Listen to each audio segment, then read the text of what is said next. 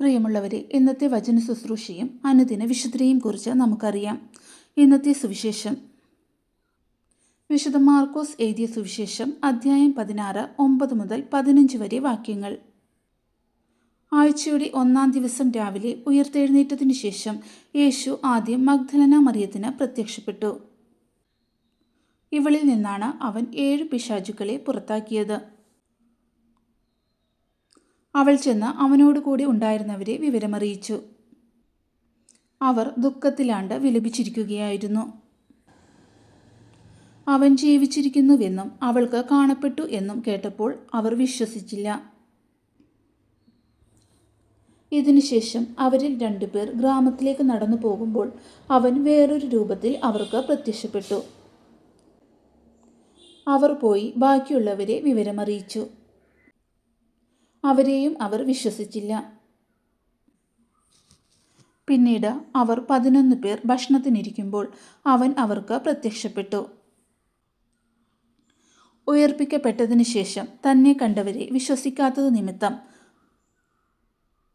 അവരുടെ വിശ്വാസരാഹിത്യത്തെയും ഹൃദയകാഠിന്യത്തെയും അവൻ കുറ്റപ്പെടുത്തി.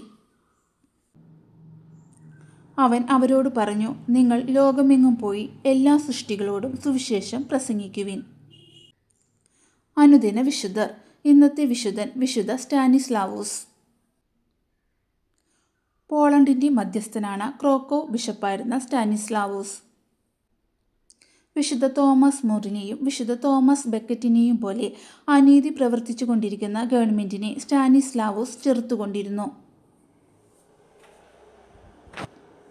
1030 ജൂലൈ 26-ാം തീയതി ക്രോക്കോവിന് സമീപമുള്ള ഷെബാനോവിൽ അദ്ദേഹം ജനിച്ചു.